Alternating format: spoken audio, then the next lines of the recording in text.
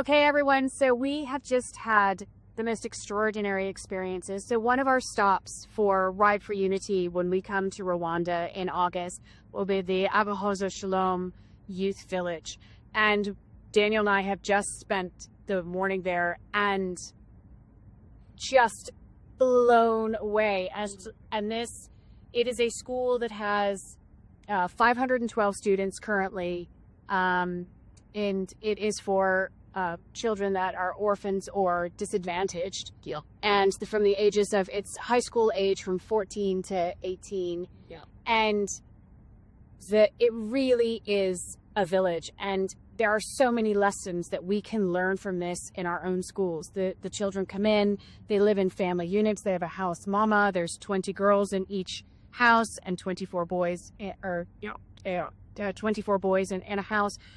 And they teach kids about, when something has happened, they have what's called DNA, which is discussion, negotiation, and agreement. So they understand maybe what rules they've broken or what they've done, and they learn the value of that and how to repair that. And, the kids, there's a farm there that the kids work on as well to help out with the farmers every Saturday.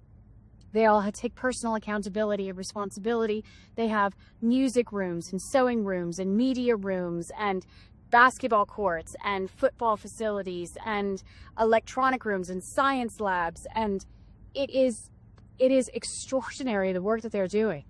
Unbelievable. I mean, the level of accountability that they are teaching these kids and really teaching them how to not only take care of themselves, but to take care of one another. I think there's so much that everyone can learn from this. I mean, we left there feeling like we want to come and bring Ride for Unity there to give value to them. All I can see is how much we're going to learn, and all of our riders and our team are going to take away from them. Yeah. And maybe that's our mission, is actually to spread their word and their messages to the world, because let's face it, the education systems, especially in the Western world, are not in a good place, not updated for modern society. And what this place has created is a working model that is just an example for everyone. And one of the most incredible things, though, is that 20% of all the alumni actually go back there to work. And their staff now. And the alumni constantly come back. Incredible. And I think that really says everything that you need to know when you've got that much that are returning to give back to these students. And, they have really cultivated some amazing talent. They have students that have gone on to become star basketball players and a star musician and artist. He's quite famous in Rwanda, and the amphitheater that they have there is just extraordinary. I mean, the equipment, the facilities were just out of this world. It's anything but what you would imagine a place for disadvantaged children. Yeah, it's better facilities than most the schools that we've seen out in the West. And this school is run 100% through sponsorship, donations, and fundraising. Yeah.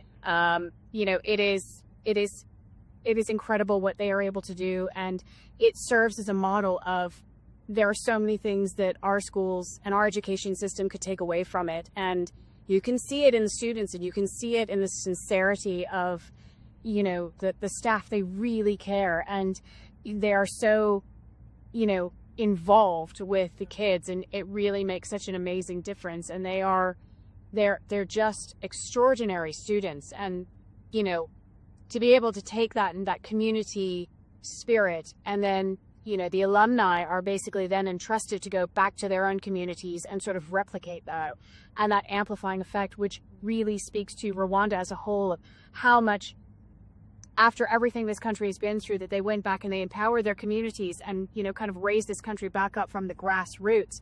And that really is something that we could all take away from Rwanda. And what we've experienced here is reconnecting these communities and letting communities, build up countries. It's that word community, which I think is used way too much around the world. Oh, we're building a community, building a community. What we have experienced in the short time we've already been here, and especially at Agahozo-Shalom, is what a community really means. Yeah. Built from core values at the base, not trying to shove some core values on top of it and pretend this is what we're about. This is really the essence of community. One working for another, and for each other, to build each other up, and as to build the group up as a whole. I think that it was, I tell you, one of the things that seeing the level of facilities, some people can obviously get drawn into, well, hang on, this is based on donations and external funding. Why are you spending so much money on making the dormitories look lovely, for example? And the lesson there was, is they want to teach the children to look at themselves as worth it, as valuable. And I think that is critical, not scrimping and saving on the cheapest, because that's what the message that the children themselves are going to get. And there was something written there which was, if you can see it, you will get there. I can't remember the exact wording of that. How far you can see is how far you can go. Yeah, if you see far, you will go far. Yeah. No, as I wrote it down. If you see far, you will go far. So and deliberately the amphitheater was in a place where you could see all the way down to the lake. To the Burundi Mountains. And to the Burundi Mountains. Yes, it was just amazing. But I think that speaks to, the fabric of what Rwanda is built on. Twice a month, they have car-free day. That's right. Right? So that means in the city, no cars are allowed in. You can't use your car at all. Everybody gets out. They walk everywhere, run everywhere. There's bikes in the streets so that everybody's physically able. But it speaks to sustainability, conservation, and, bringing that community out, bringing everybody out together so that we can be together, be in the streets, and be present. Yeah.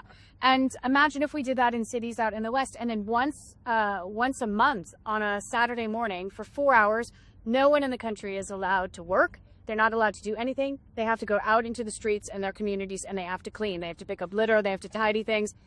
The social accountability in Rwanda is amazing. And that is through everything that we've seen.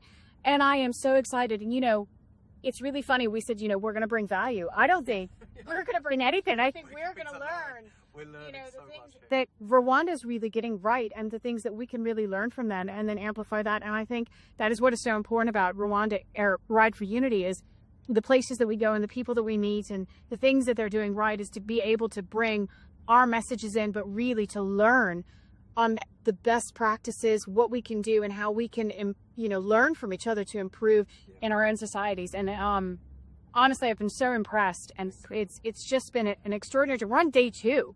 This is, We're here 36 hours. Yeah, and we have learned so much, and it's just been the most extraordinary experience. And you can see it. There is such pride in just everywhere, like in the streets and everywhere we've been, and the initiatives that they're doing, that they're living, that they're breathing, is such a huge testament. And it's working, obviously. And so I think this is going to be a hugely eye-opening experience for us in Ride for Unity. And I think, what we are going to gain from this is just going to be extraordinary. But, I'm also excited to bring in the riders that we have to impart that inspiration and the youth development sport programs that we're bringing in, the mentorship programs, to act as an access and gateway. And, it is as the founder of the youth village we were just at had said, if I can't bring my students to the world, I want to bring the world to my students. And I think that is part of what we are actually giving back.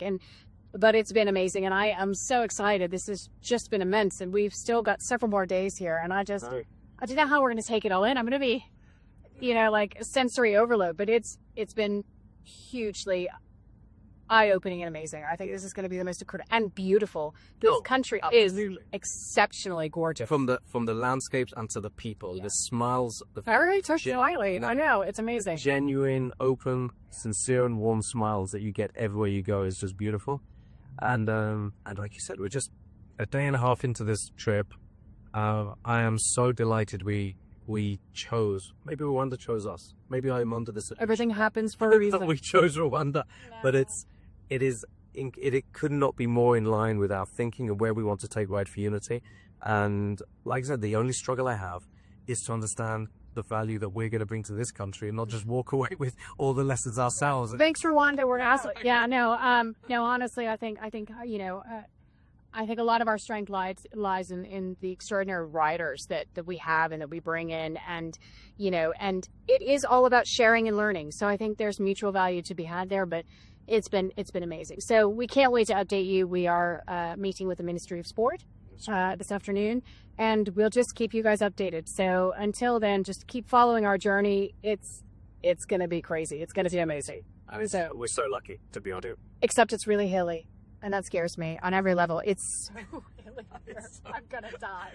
We're gonna die. All these Rwandans climbing up these hills like they don't exist. We've actually seen cyclists carrying somebody with a cycle as well. So, because like, you know, because the bike got seized with clay, so he's like giving his mate a ride. So he's got his mate with his bike on the back of the bike, and but the hills are immense here. Yeah. It's going to be a side challenge. It's going to be a challenge for sure. So huge. Anyway, we're looking forward to it, guys, and then we'll see you soon. But anyway, thanks for joining the journey.